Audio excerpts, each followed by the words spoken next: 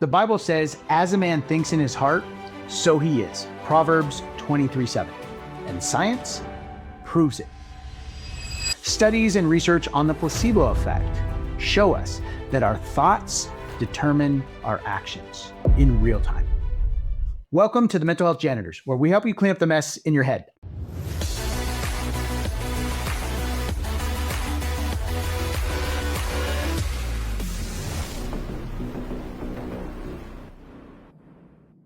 I'm your host, Sergeant Q, and with me, as always, Doc Jess. Hi, welcome. Thanks for being here.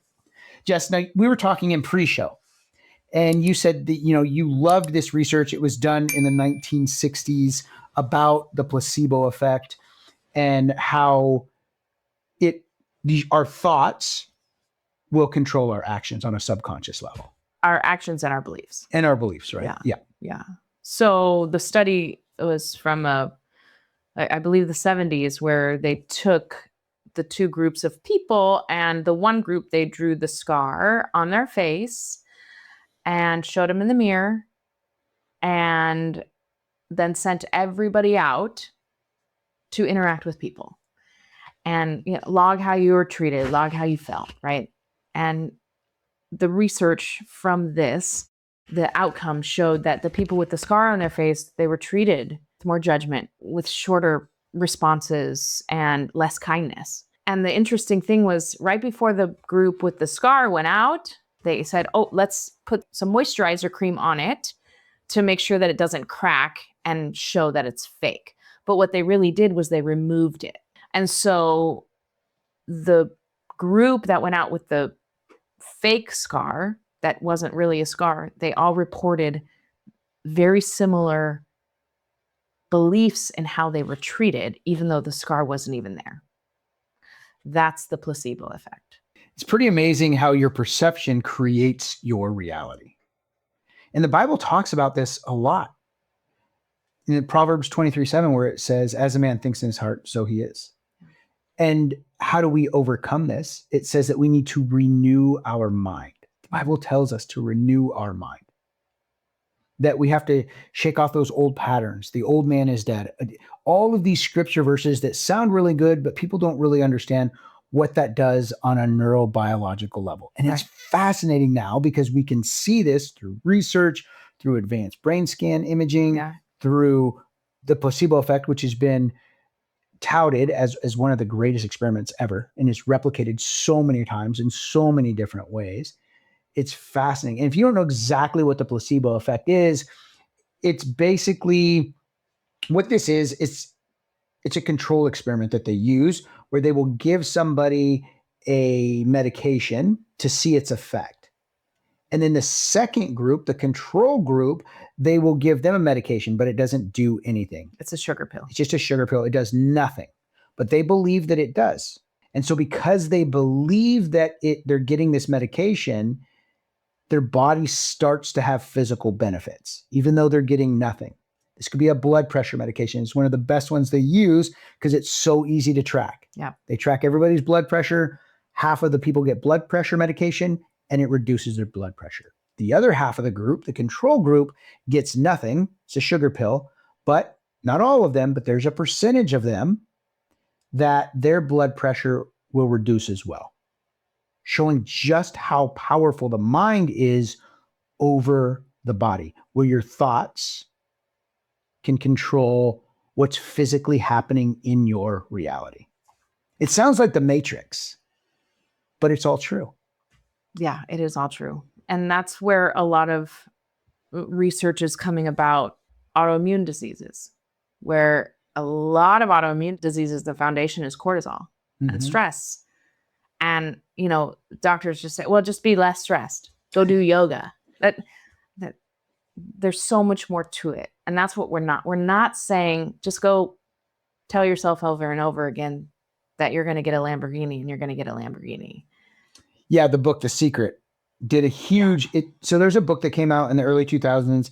It did a huge injustice to this very scientific work that's here. It's wildly popular. And basically the book told people like, oh, you can have anything you want really your thoughts are like a genie. You just rub the genie and manifest it. Manifest it, right? Yeah. I want a Lamborghini. So I'm going to say I want a Lamborghini every day. I'm going to pin it up, at my locker, at the gym and all this stuff, and it'll just manifest. That's not what we're talking about. You don't have control over the world. You have control over your perception of it. Yes. And that's what it is. And that will affect your own body. Yes. And here's the other thing. So I know that research you're talking about, one of the other parts of it is they looked at how confident these people were who had the scar.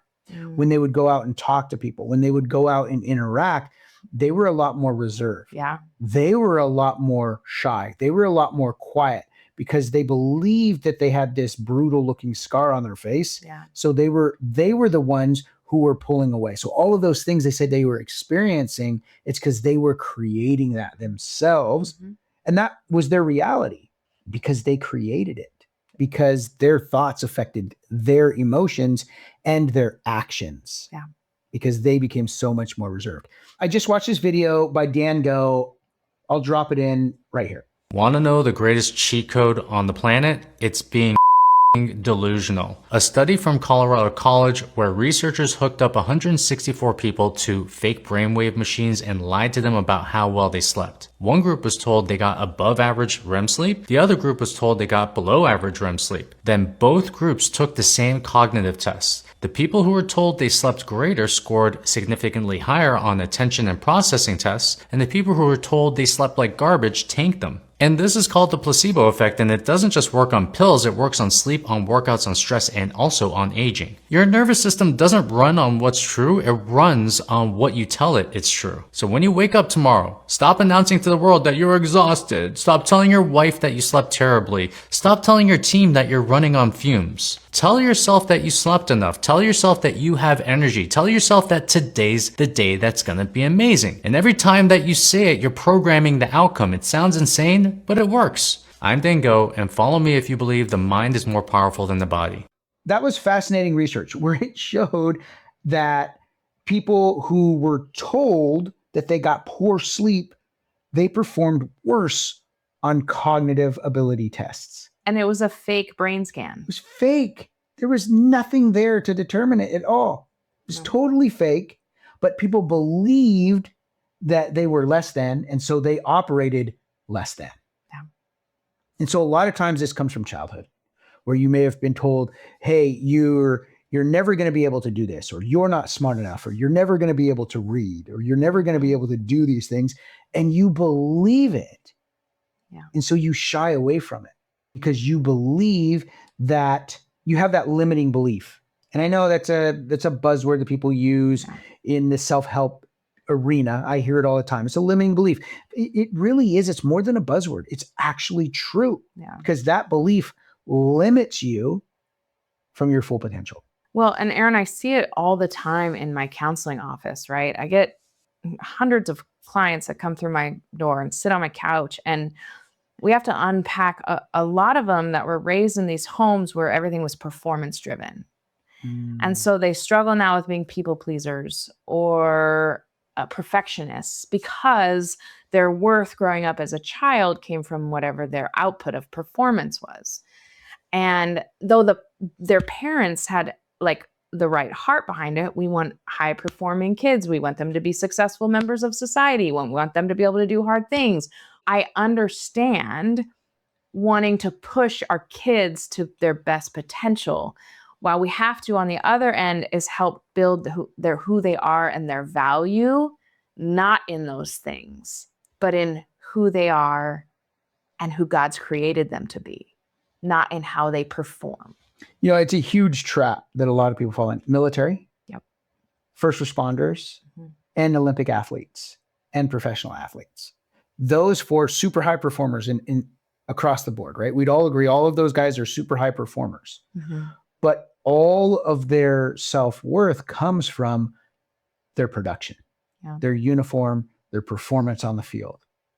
And so when that goes away, when they retire out, they get injured, they leave whatever that profession is, they don't know who they are. And they struggle a lot because who they are relied so much on their performance. Yeah. And so they have to find what is their identity outside of that. Down in Mexico, that's one of the things that Pastor Jay speaks on is identity. And what is that? I've worked with Hope Sports.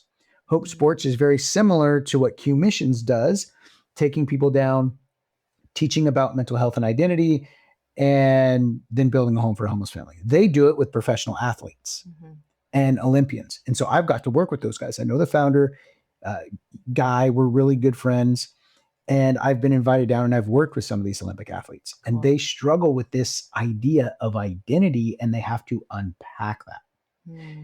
And so for all of you who look at these, megastars that are on stages or fighting fires or professional athletes, and you think these guys have it all together, even they struggle with this identity piece. So the fact that you may be struggling right now is normal. And this may be the first time you ever even thought about it. I spoke about this last night in my group, actually. Every Sunday, I do a free mental health group. Anybody can join. We'll drop the link in here if you guys want to join it. But we talked about this, that your performance the level of your performance doesn't equal the level of love that you receive from people. And you have to separate those two. You deserve to be loved by your friends and family just for who you are, not what you can do. And you have to separate those two. Speaking back to the professional athletes and famous people, right? Like, I know a famous comedian, and that's one thing he struggles with is, are these women interested in me for me, or are they interested in me for my fame or for my money? And that has got to be a constant burden to bear, to always wonder, what are your motives? It is. I deal with that on a small scale. I'm definitely not a superstar, but I do. And when people, if I'm out at a social event, and I do this all the time, I'm out at a social event and people, it always comes like, oh, well, what do you do? Well, if I tell people what I do, that I go and speak on stage and I do all these things, everybody's suddenly interested and wanting attention and wanting to talk to me because what can I do for them? Yeah. So you tell them you're a janitor? Yes. You see me do this, right? And you watch the whole conversation change. Oh, what do you do? So, oh, I'm a janitor. There are no more questions for me. Nice. And so when I don't want to be part of a conversation, I drop that and then I can just sit back and listen. Because if I start to talk about what I do, then of course there's questions, then there's this, and it's, oh, can this or that? It's all these things that come right after that. And so for me, I'll drop that. Oh, I'm a janitor. And sometimes people out me like you do. He's more than just a janitor. But I do that because I just watch. I watch those, just the way that those conversations change.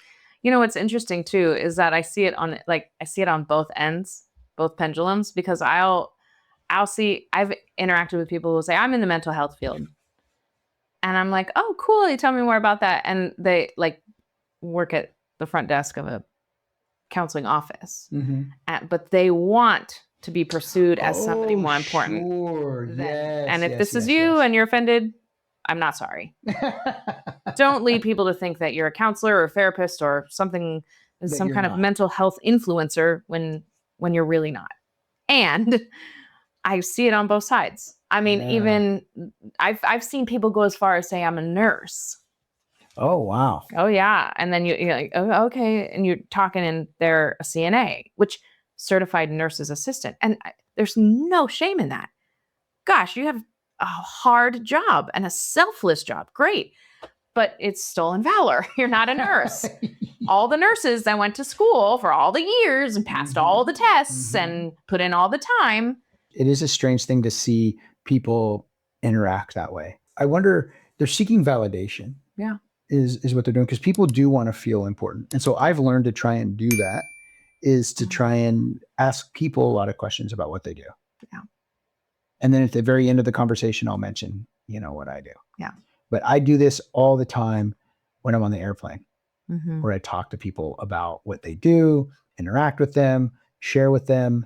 And people walk away from that conversation feeling, puffed up, like, oh, wow, somebody was interested in the thing that I do or the thing that I build or whatever that is. Yeah. And so I do try to help do that. It's a part of my character that was not fully developed for a long time. And Pastor Jay really helped me to do that, because I was not a great encourager for many, many, many years. Pastor Jay and Pastor Matt both are stellar at this. And he Yes. just gave us a great relationship 101 in his sermon on Sunday, where he said, I'm going to build all of your relationships with this little bit of advice. Stop talking about yourself. Yes. Ask people about them. Yes.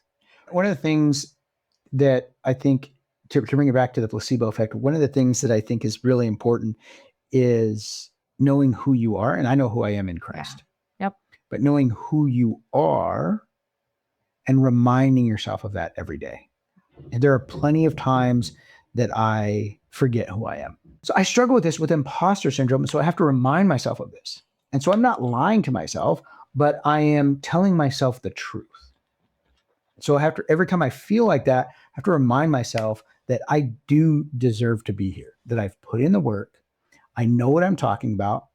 And one of the best things that my secretary ever did was she took all the awards that I had won over the years and she put them on the wall, which were just sitting in a box forever. But that reminds me, and I don't even have to go back and look at them anymore. I can just think about it. I can close my eyes and I can imagine that wall with all of those organizations like the Seahawks, like the President of the United States getting the Lifetime Achievement Award, Comcast, Daughters of the Revolution, Seattle's Hometown Hero, all those different awards that I've won that are validation for the work that I do. And so I remind myself of that. And so those thoughts will drive my actions. Because if I lived in that fear of I'm not good enough, I don't know what I'm doing, I don't deserve to be here, I would not even go on those stages and speak. Or if I did, I would be very small. I would be very weak. I would be very quiet. I would not be confident. And so I would not be able to affect the crowd. So I have to do this that goes right back to the placebo effect of your thoughts create your reality. It will create a physical sensation in your body. So if I allowed myself to be fearful of that cortisol would be in my brain. Yep. Which means I would have reduced cognitive functioning. Yep. And I wouldn't be able to perform well on stage and impact people. Yeah. So that's how I have to do that in my own life. And I was just teaching this last night in my group on how to recognize this and do it. And I call it slaying giants, because that's what we're doing. We all have these giants in our life that we avoid because we're afraid of them. It could be addiction. It could be a family member. It could be something at work. It could be trying to get that promotion. Whatever that is, that's a giant that you're facing that you don't want to deal with. I just dealt with one the other day where I had to fix a sink in my house and replace the whole sink. I didn't know how to do it. I've never done it. It was really intimidating. And I know some of you guys are like, that's so easy. Why are you afraid of that? Because I didn't know how to do it. Nobody ever taught me. No. So it might be easy for you, but for me, it wasn't. That's like me saying, hey, man, go on stage and give a 7-minute speech. Like, it's easy. It's easy for me. Yeah. Because I do it. Yeah. But for other people, it's not. It's a giant you have to face. Yeah. So these are all giants. It reminds me of Philippians 4, where it talks about think of things that are honorable and praiseworthy and true and righteous. It's almost like the creator of the universe knew once sin entered the world, we would struggle with these limiting thoughts. One of the things that I think of is King David before he was king, when he was just a shepherd boy out there tending the flock that nobody else wanted to do. Yep. He's out there with his sling, and I can imagine him out there practicing with that thing every day, hitting clay pots and trees and all kinds of other stuff, practicing. He didn't just show up and fight Goliath not having practiced this craft. Yeah. He practiced it thousands of times. He had already killed a bear and a lion With it. with this sling and stone. So he looked at this giant and was like, I'm just going to do to him what I've been doing for years. He didn't all of a sudden say, I got to fight this giant. I better prepare. He'd been preparing his whole life for that moment. He just didn't know it. It's the same thing with your mental health. You can't wait till you're in crisis to try and prepare for it. You have to start now. And that has to become your identity. I'm somebody who values mental health. I'm somebody who does hard things. I'm somebody who fights and slays giants. And you have to tell yourself that. This is who I am. This is the character that I want to have. And then your conduct will follow your thoughts. In my book, I talk about this, but I talk about the negative side.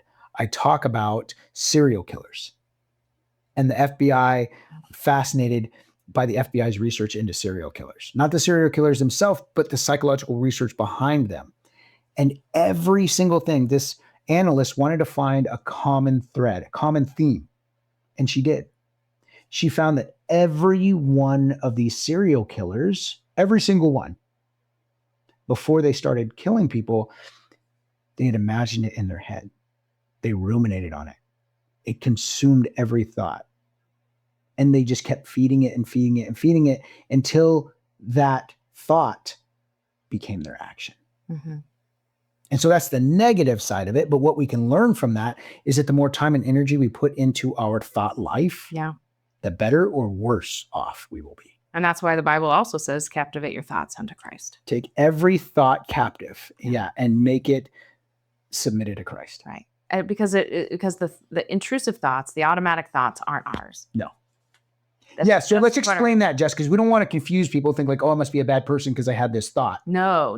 So let's explain that really quick. Let's qualify that. Yeah. So a good example I like to use is when I come home from work and I'm stressed out, my cognitive functioning is lower because the cortisol is running through me, and I snap on my girls, right? They do something, say something, and I don't emotionally regulate. And I'm supposed to be the leader. I'm supposed to be the mentor. I'm supposed to be the one showing them how to do it, and I fail and I snap on them. And that ruminating thought of such a bad mom. I'm such a bad mom. I'm such a bad mom. That thought is not necessarily from me, but when it enters and I say I'm such a bad mom, I'm taking ownership of it, and then I'm just ruminating on it. You're feeding the beast. Feeding the beast. So there's the tool called the diffusion of thoughts, where you just put a little bit of space between you and your thought. And you say, I notice I'm having a thought that I'm such a bad mom.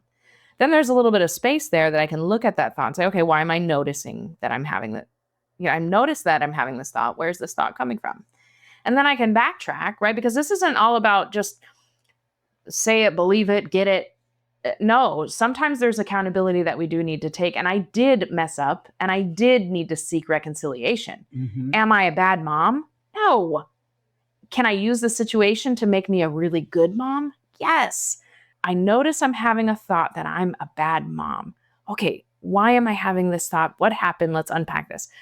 I snapped on my girls, and I'm constantly trying to teach them how to respond with love and grace and emotional regulation, right? And I dropped the ball.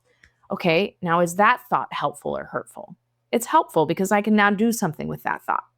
I'm such a bad mom. It's not helpful. It's just ruminating. I can't do anything with that thought. So I go back to my girls and I say, girls, sit down. I need to apologize to you. I snapped on you. You didn't deserve that. I wasn't being a good leader. I wasn't showing you by example how to regulate your emotions when you're stressed out.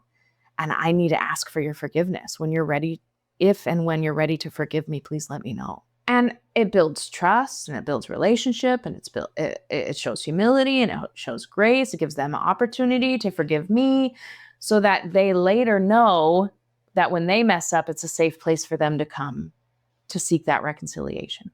So the thought, you're such a bad mom, it's not my thought. It's an intrusive thought that came from something I did that was not okay. And that's okay. Learn how to unpack those, captivate those thoughts unto the obedience of Christ, and unpack what you should do with those thoughts once you keep some distance between you and them, and don't just automatically take ownership of every single thought that enters your mind. Jess, that's a lot of information. Let's break it down. Let's simplify this thing. What is the diffusion of thought? The diffusion of thought is a tool that separates an intrusive thought from taking ownership of it right away. It gives you the time and space to analyze where the thought came from. Is it helpful or is it hurtful? And what this means is you can actually do something with the thought instead of allowing it to just lead you into that self-rumination destruction. I love it, Jess. The diffusion of thought is fantastic. You use that a lot. I like to use the naming emotions. And it's really like, if you're in a fight, it's, jab, punch, jab, hook, right? So you can use both of these. You use diffusion of thought. I like to name the emotion. And it's very similar. Mhm. So when that comes up, what emotion comes up? That's easier for me. Instead of thinking of the thought that came up, for me, it's easier to classify what's the emotion that I feel. I feel shame. I feel hurt. I feel embarrassed. What is that? And when I name that emotion, Yeah. it reduces the negative effect by up to 50%, between 30 and 50%. And so what that does is then it allows me to cognitively process this better. Sure. So I have to name the emotion first. And I found an even better way to do it. Instead of just naming the emotion, say, I feel angry, then your body responds. We just talked about that. Okay, you're angry. Instead, I say this, say, a part of me feels angry or feels ashamed because I overreacted. Mhm. Oh, okay. So just a part of me feels that way. It's not my whole identity. And your brain, it just does the commands. It's like giving it a prompt to ChatGPT. Yeah. Sometimes it spits out great data, but if the prompt's bad, it gives you bad data. Yeah. Same thing with your brain. The better data you give it, the better it's going to respond, and your body feels that. So when I can name the emotion, it helps me regulate through that time. Yeah. So what this is just naming the emotion when it comes up. What it does is it allows your brain to process that and understand what it is. A lot of times it comes from fear is why we're reacting this way. Mhm. This gives me time and space to let my anterior cingulate cortex, my pause button, my ACC come into play, where I can then have a new thought that creates a new emotion and then a better action plan. And I can respond logically instead of responding emotionally. Right. And that's the other side of it. Both of these techniques work. Yeah. And you can use both of them, usually in conjunction with one another. I use the naming the emotion first because my emotions get super hot super quick. And so I name that thing and bring it down. Then I can process through. Not everybody's like that. But both of these techniques are really, really good for you to use and to practice. So diffusion of thought and naming emotions. Those are two great tools that we just taught you guys that will help you on your mental health journey. So that way you can respond logically and not react emotionally. Or at the Mental Health Janitors, we like to do three things. We like to educate, empower, and encourage you on your mental health journey. Don't forget to like and subscribe. Check out the first one's free. You'll get a lot more information there about how to take control of your mental health journey. And join me Sundays, 6 p.m. Pacific Standard Time for a free 20-minute interactive mental health lesson. For the Mental Health Janitors, I'm Sergeant Q. I'm Doc Jess. And we're out.